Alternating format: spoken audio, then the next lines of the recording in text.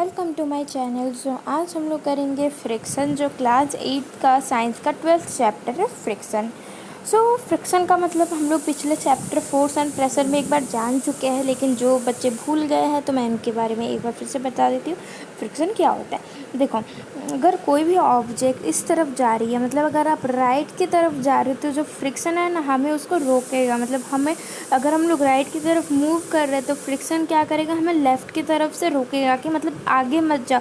लेकिन हमें कैसे भी अपनी एनर्जी लगा के आगे जाना होता है। जैसे कि आपके एक्सपीरियंस किया होगा, आप जब भी साइकिल चलाते हो तो हवा होती होगी, तो आपको कितना मतलब पेडल लगाना पड़ता होगा। क्यों?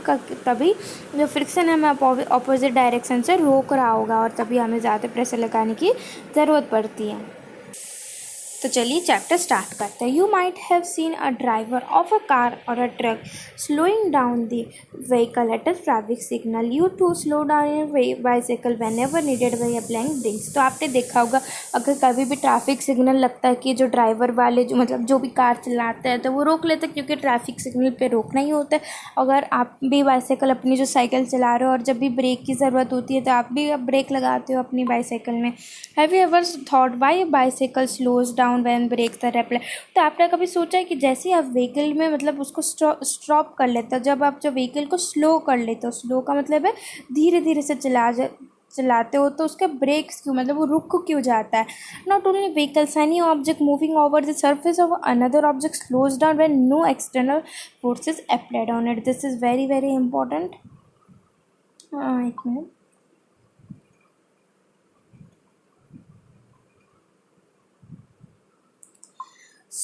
इसमें हमें क्या बोला, कोई भी ऑब्जेक्ट हो, चाहे वो व्हीकल हो या फिर कोई भी ऑब्जेक्ट हो, कोई भी मूविंग ऑब्जेक्ट हो, अगर हम लोग उसमें कोई भी एक्सटर्नल फोर्स नहीं लगाते। एक्सटर्नल फोर्स का मतलब होता है कि जैसे कि फुटबॉल का एग्जांपल लेंगे, फुटबॉल चलती है, हम लोग कभी उसको किक मारते हैं, तो जब तक हम लोग, मान लो कि मैं यहाँ पे बॉल को किक मारती हूँ और यहाँ पे रुक जाती, क्यों? क्योंकि यहाँ पे उसके लगने के बाद और इसको फोर्स नहीं लगाते, वो रुक गया। जैसे कि अगर आप बाईसाइकिल की बात करो, आपने कभी एक्सपीरियंस किया होगा कि जब आप बाईसाइकिल को पेडल नहीं मारते तो वो ऑटोमेटिक रुक जाता है। क्यों? क्योंकि उसको एक्सटर्नल फोर्स नहीं मिलता है। जब उसको कोई फोर्स नहीं मिलता है तो कोई भी मूविंग ऑब्जेक्ट रुक जाता है, ठीक है। फाइनली इट स्टॉप्स, तो वो रुक जाता है। आप कोई भी ऐसे मूविंग बॉल हो, ग्राउंड में रुक जाता है थोड़ी देर के बाद, जितना भी आप उस बॉल को कितना भी फोर्स मार लो, चाहे वो मतलब वो एंड में रुक ही जाता है, ठीक है। आप बॉल को कितना भी फोर्स मार लो, एंड में वो आके वो रुक ही जाता है। आपको पता है कि हम लोग जो बनाने के जो छिलके होते हैं उसके ऊपर अगर हम लोग पैर रख दे तो फिसल क्यों जाता है। तो उसका जो हम लोग आंसर है वो इस चैप्टर में जाने के। देखो, बच्चा है जो गिर गया है। अभी हम लोग फोर्स ऑफ फ्रिक्शन, तो फोर्स ऑफ फ्रिक्शन क्या हुआ, तो फोर्स ऑफ फ्रिक्शन यही तो हुआ, मतलब कोई भी ऑब्जेक्ट को रोकता है। मतलब फोर्स ऑफ फ्रिक्शन क्या हुआ, फोर्स ऑफ फ्रिक्शन ये होता है कि कोई ऑब्जेक्ट हमें रोकता है, तो कोई भी मतलब जो हमें रोकता है उसको हमारे ऑपोजिट डायरेक्शन में आके कोई रोकता है तो उसको हमें फोर्स ऑफ फ्रिक्शन कहते हैं। ऐसे कि हमें यहाँ पे एक एक्टिविटी करने के लिए बोला, मैं एक्टिविटी रीड्स नहीं करूँगी लेकिन मैं आपको अच्छे से समझा दूँगी जो भी उसमें लिखा है। तो फोर्स ऑफ फ्रिक्शन का मतलब होता है कि अगर हम लोग कोई भी ऑब्जेक्ट को फिर से एक्सटर्नल फोर्स नहीं लगाते और वो ऑब्जेक्ट अगर रुक जाती है तो वो होता है फोर्स ऑफ फ्रिक्शन। तो यहाँ पे हमें एक एग्जांपल दिया है कि अगर कोई बुक है, अगर आप ये बुक यहाँ पे, अगर आपने थोड़ा सा हाथ मार के उसको हटाया तो यहाँ पे आके रुक गई। देखो, यहाँ पे बुक थी, हमने थोड़ा सा उसका हाथ हटाया तो यहाँ पे आके रुक गई। तो वैसे हमने दूसरे ऑपोजिट डायरेक्शन में लगाया तो यहाँ पे भी आगे रुक गए। तो यही फोर्स ऑफ फ्रिक्शन होता है। मतलब अगर कोई ऑब्जेक्ट को फिर से फोर्स नहीं मिलता है, तो यही हो गया फोर्स ऑफ फ्रिक्शन। सबको क्लियर हो गया कि अगर कोई भी ऑब्जेक्ट है, हम लोग उसको एक्सटर्नल फोर्स फिर से अप्लाई नहीं करते तो वो ऑब्जेक्ट खुद से रुक जाता है, और इसी को हम लोग फोर्स ऑफ फ्रिक्शन बोलते हैं। तो हमने देखा कि जैसे ही आपने फोर्स, मतलब यहाँ पर you saw that if you apply the force along the left frictional x और right, if you apply the force along the right the friction x along the right side, in the both cases the force opposite the motion of the force of the friction always opposite the applied force. तो यहाँ पे हमें क्या बोला है कि अगर मतलब अगर हम लोग लेफ़्ट की तरफ, ये लेफ़्ट नहीं राइट हो गया, हाँ ये मान लो कि ये राइट है, मेरे लिए राइट है, आपके लिए पता नहीं, मतलब अब ये मेरे लिए राइट है, तो अगर ये राइट की तरफ जा रहा है, मतलब हम लोग कोई ऑब्जेक्ट को राइट की तरफ कोई जा रहा है, तो जो फ्रिक्शन है हमें लेफ़्ट की तरफ रोकने की कोशिश करेगा। अगर कोई ऑब्जेक्ट लेफ़्ट की तरफ जा रहा है तो जो फ्रिक्शन है राइट की तरफ एक्ट करेगा। मतलब ये क्या हुआ कि जो फ्रिक्शन है always opposite the applied force, मतलब हमेशा जो भी फोर्स जिस डायरेक्शन में फोर्स लगाई जाती है उसके ऑपोजिट ही जो फ्रिक्शन ऑलवेज लगता है। ऑपोजिट का मतलब है ऑपोजिट, उसके जो भी यहाँ पे मान ये डायरेक्शन में फोर्स अप्लाई की गई है, लेकिन जो फ्रिक्शन है उसके ऑपोजिट डायरेक्शन में अप्लाइड होगा। तो इसी प्रकार जो बुक का भी वैसे ही हुआ। तो देखो हमने जैसे कि ये बुक को यहाँ पे था, ये लेफ़्ट साइड है, ठीक है, मान लो कि लेफ़्ट की तरफ है, तो जो राइट की तरफ क्या करेगा, फ्रिक्शन उसको रोकने की कोशिश करेगा, तो इसलिए वो रुक गया। तो वैसे ही अगर हम लोग अपनी बाईसाइकिल की बात करें, हम लोग उसको थोड़ी देर चलाते हैं और फिर हम लोग रोक मतलब उसको पैडल नहीं मारते, तो क्या होता है, हम लोग इस तरफ से साइकिल चला रहे हैं और हम लोग उसको पैडल मारना बंद हो गया, तो जो फ्रिक्शन उसको ऐसे डायरेक्टली रोक देगा। तो इसलिए जो फ्रिक्शन है रोकता है, मतलब इसी को फोर्स ऑफ फ्रिक्शन बोलते हैं। और जो फ्रिक्शन है हमेशा ऑपोजिट डायरेक्शन में ही अप्लाइड होता है। ये मैंने बहुत बार बोल चुकी है, तो आपको याद रखना है कि जो फ्रिक्शन है हमेशा ऑपोजिट डायरेक्शन में होता है। तो in the above activity the force of friction acts between the surface of the book and the surface of the table. तो इसमें देखो फ्रिक्शन कहाँ पे लगा, जो बुक का सरफेस है, बुक मान लो कि ये बुक है, तो इसका जो सरफेस है और जो टेबल का सरफेस है, इन दोनों के बीच क्या हुआ, फ्रिक्शन हुआ। अगर मान लो कि आप साइकिल चला रहे हो तो साइकिल का जो पहिया है, जो उनका टायर है, टायर के जो सरफेस है उसके और फिर जो ग्राउंड है उसके बीच में फ्रिक्शन फॉर्म होता है। आप लोग सोच रहे हो मैं साइकिल क्यों बोल रही हूँ, कि आपके लिए जो साइकिल है वो बेस्ट एग्जांपल है फ्रिक्शन को समझने के लिए। तो यही बताया गया है। तो जो फ्रिक्शन होता है क्या सारे सरफेसेस के लिए सेम ही होता है। मतलब ऐसा बोला गया है कि अगर मान लो कि जो सरफेस है रफ़ है या फिर स्मूथ है, तो क्या फ्रिक्शन सारे सरफेसेस के लिए सेम होता है, वो है नहीं। अभी हम लोग देखेंगे। तो देखो यहाँ पे हमें क्या बोला गया, इसको भी मैं समझा देती हूँ। आप इसको अगर ऐसे आप सिंपली आपके जो बुक में भी पढ़ोगे ना, तो मैंने जो एक्सप्लेन किया उसी की तरह ही होगा। तो आपको पहले एक ब्रिक लेना है, ब्रिक का मतलब एक पत्थर जैसे लेना है, जैसे यहाँ पे पिक्चर में दिखाए गए। और फिर उसको एक धागा होता है ना जिससे कपड़े वैसे बनते होते हैं, उसको धागा के साथ बांध दो और स्प्रिंग बैलेंस के साथ उसको खींचो। तो आप जब वो खींचोगे तो आपको स्प्रिंग बैलेंस में पता चलेगा कि जो फ्रिक्शन है इस ऑब्जेक्ट का कितना है, फोर्स ऑफ फ्रिक्शन है इस ऑब्जेक्ट का वो कितना है, तो वो आपको पता चलेगा। तो फिर ऐसा कर लिया फ्लोर के साथ। अभी क्या करो, वो पॉलीथीन लो, एक पॉलीथीन आपके घर पे पड़ा होगा, उसको ब्रिक के ऊपर बांध दो और फिर उसके बाद खींचो। तो आपको जो अभी जो फ्रिक्शन मिलेगा, जो पहले आपको जो फ्रिक्शन मिला था वो अलग था, लेकिन अभी जो आपको मिलेगा पॉलीथीन बांध के वो अलग होगा। तो वही बताया गया है। अलग क्यों है, देखो जो फ्लोर होता है वो हार्ड सरफेस होता है। हार्ड का मतलब होता है रफ, जिसको आप छूने से मतलब कड़क होता है, तो उसको हम लोग रफ बोलते हैं या फिर हार्ड बोलते हैं। तो जो फ्लोर हो गया वो हार्ड सरफेस हो गया, ठीक है, फ्लोर हार्ड सरफेस हो गया। और फिर जो अभी हम लोग पॉलीथीन की बात करें वो स्मूथ सरफेस होता है। तो क्या होता है, जब ये जो हार्ड सरफेस होता है ना, तो जो फ्रिक्शन होता है ना वो हाई लगता है। फ्रिक्शन जो होता है हार्ड सरफेस होने से ज़्यादा होता है फ्रिक्शन। अगर हार्ड सरफेस है तो फ्रिक्शन ज़्यादा है, और फ्रिक्शन ज़्यादा होने से बहुत ही कम डिस्टेंस तक जाता है। लेकिन अगर कोई स्मूथ सरफेस है ना तो फ्रिक्शन लेस होता है, और लेस फ्रिक्शन होने से वो ज़्यादा दूर तक जाता है। अभी वो हम लोग अच्छे से ब्रीफ में जानेंगे आगे। तो स्प्रिंग बैलेंस, यहाँ पे मैंने आपको बताया कि पत्थर को एक धागा बांध के स्प्रिंग बैलेंस से खींचा। तो स्प्रिंग बैलेंस एक ऐसा डिवाइस है जो the measuring the force acting on a object, मतलब कितना फोर्स लगाया जाता है उस ऑब्जेक्ट को वो देखने के लिए होता है। तो यहाँ पे देखो आपको ये यूनिट्स दिख रहे होंगे, तो उसके लिए होता है। तो मतलब कोई भी ऑब्जेक्ट का फोर्स मापने के लिए स्प्रिंग बैलेंस होता है। It consist of a coil spring which gets stretches with, मतलब देखो ये जो आपको ये दिख रहा है ना, इससे कोई भी ऑब्जेक्ट को बांधा जाता है जिससे हम लोग कोई उसका फोर्स बता सके, तो यही उसको खींचा जाता है। हमने पिछले चैप्टर में भी पढ़ा था कि अगर हम लोग जो फोर्स के यूनिट को मतलब फोर्स का यूनिट क्या होता है, मैग्नीट्यूड होता है। मतलब हम लोग कौन से यूनिट से फोर्स को जानते हैं, मैग्नीट्यूड। जैसे कि अगर हम लोग डिस्टेंस की बात करें तो हम लोग उसको कौन से यूनिट से जानते हैं, किलोमीटर या मीटर। तो वैसे ही जो फोर्स का यूनिट होता है वो हम लोग मैग्नीट्यूड से जानते हैं। This is very important. So यहाँ पे हमें एक तीसरी एक्टिविटी बात बोली गई है। तो यहाँ पे हमें क्या बताया गया है कि आपको थोड़े से बुक्स लेने, जैसे कि आपको दिखाया है बुक्स लेने, और उसके ऊपर एक ऐसे इंक्लाइंड का मतलब देखो यहाँ पे एक इंक्लाइंड सरफेस लगाना। इंक्लाइंड सरफेस का मतलब होता है उसको थोड़ा सा टेढ़ा करके, और यहाँ पे मार्क ए कर दो। तो जो इंक्लाइंड सरफेस है उसके ऊपर ए मार्क कर दो, और फिर एक पेंसिल को रोल करो, और इसका जो सरफेस होना चाहिए वो एक कार्डबोर्ड जैसा होना चाहिए, वुड की तरह वैसे कुछ, ठीक है। तो वैसा होना चाहिए। सो फिर उसके बाद आप दूसरे में देखो पेंसिल यहाँ तक दूर तक गया, और फिर दूसरे में आप क्या करो, उसके अंदर क्लोथ डाल दो, मतलब क्लोथ रख दो। फिर आप क्या देखोगे, जो पेंसिल इतना दूर तक नहीं गया।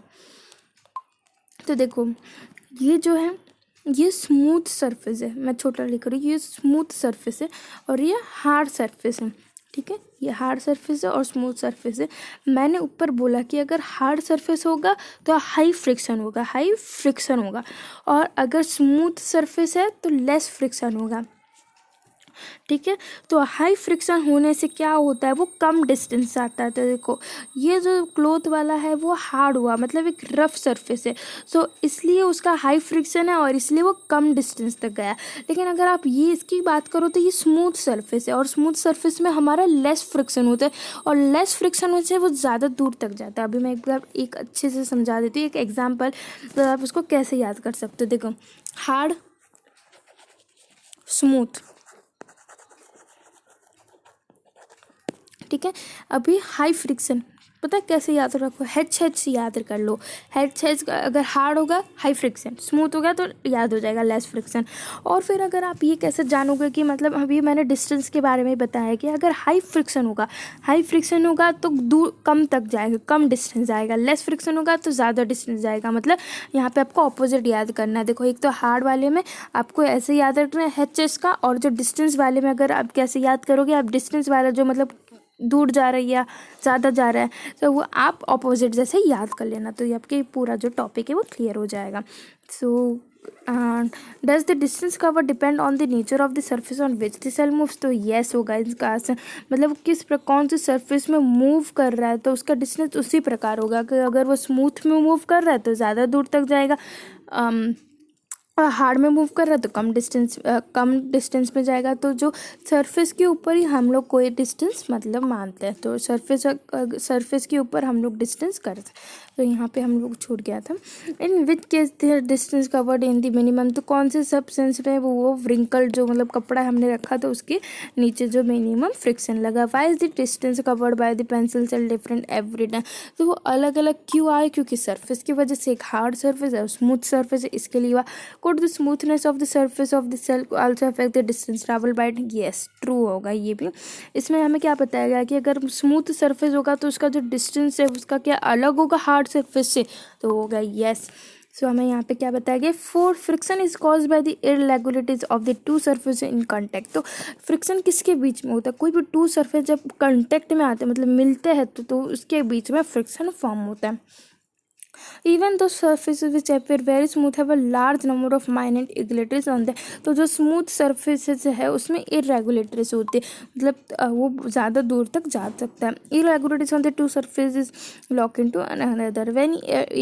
when we attempt to move any surface we apply force to overcome interlocking। तो इसमें आप सिंपली यही याद रखो कि अगर हम लोगों को सरफेस को हम लोग हिलाना होता है तो हम लोग उसको फोर्स को उसके ऊपर से जाना पड़ता है। मतलब अभी हम लोग कोई भी सरफेस के मूव करवाना चाहते हैं तो हम लोग उस फोर्स को ओवरकम उसके पार करके आना पड़ता है। On rough surface there are large number of irregularities. Large number of irregularities का मतलब है कि हाई फ्रिक्शन होता है, तो इसलिए जो क्या होता है, so the force of friction is greater if rough friction is a taken involve. तो रफ का मतलब होता है हार्ड, ये मैं रफ को हार्ड बोलती जा रही हूँ, तो हार्ड और रफ सेम ही होता है, ठीक है। तो रफ सरफेस में हाई फ्रिक्शन होगा, ठीक है, तो ये आपको याद रखना है। सो ये हो गया अभी हम लोग का ये। We see that the friction is cause by the interlocking of irregularities in the two surfaces. तो हमने देखा कि जो फ्रिक्शन जब दो चीज़ें का कांटेक्ट होता है तभी जाके फ्रिक्शन फॉर्म होता है। It is obvious that force of friction will increase if the two surfaces press harder. तो मतलब फोर्स फ्रिक्शन कब इंक्रीज होगा, जब दो जो ये जो दो सरफेसेस को आप जब ज़्यादा प्रेशर दोगे तब जो फ्रिक्शन ज़्यादा इंक्रीज होगा। अभी जैसे कि आप मान लो कि आप कोई मैट को ड्रैग कर रहे हैं, लेकिन जब उसके ऊपर कोई बैठा नहीं हो तो वो कितना इजी होगा, लेकिन अगर उसके ऊपर कोई बैठा होगा तो कितना हार्ड होगा। तो मतलब वही बताया गया है कि मान लो कोई कोई मैट है, उसमें अगर कोई बैठा है तो इसमें क्या हुआ, जो फ्लोर और जो मैट का सरफेस के ऊपर एक प्रेशर आया, और प्रेशर आने से क्या हुआ, यह हाई फ्रिक्शन हो गया, हाई फ्रिक्शन फॉर्म हो गया, और हाई फ्रिक्शन से वो लेस डिस्टेंस जाएगा। लेकिन अगर मान लो कि कोई मैट के ऊपर बैठा ही नहीं है तो इसमें कोई प्रेशर ही नहीं आएगा, ना ही जो सरफेस के ऊपर आएगा, फ्लोर का सरफेस के ऊपर, ना ही मैट के सरफेस के ऊपर आएगा, तो इसलिए वो इजीली मूव हो सकता है। तो वही बताया गया है कि जब कोई हमारे दो जो सरफेसेस होते हैं उसमें अगर प्रेशर लगता है तो हाई फ्रिक्शन फॉर्म होता है। सो बॉक्स का भी वैसे ही, अगर बॉक्स के मतलब अंदर बहुत कुछ होगा तो इससे क्या होगा, जो बॉक्स का सरफेस और जो फ्लोर का सरफेस में ज़्यादा प्रेशर लगेगा और ये हाई फ्रिक्शन फॉर्म होकर कम डिस्टेंस जाएगा। ठीक है। Recall your experience when last time moved a heavy box from one place. मतलब यहाँ पे ये बोला गया है कि अगर आप कोई हल्की बॉक्स को उठाओगे तो कितना फ़र्क होगा, भारी बॉक्स को उठाओगे तो यहाँ पे वही बोला गया। The force required to overcome friction at the instant any object moves from the rest is the measure of static friction. On the other end the force required to keep the object moving with the same speed is the measure of a sliding friction.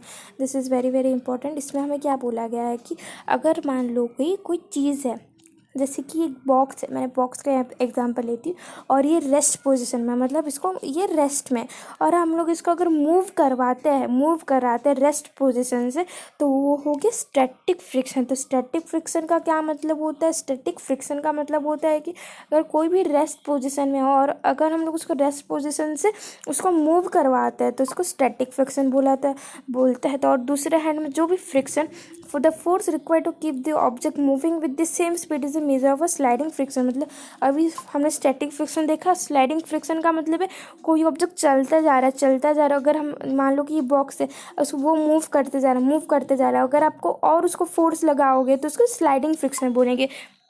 सो मैं एक बार फिर से clear मतलब बता ले तो इसका difference.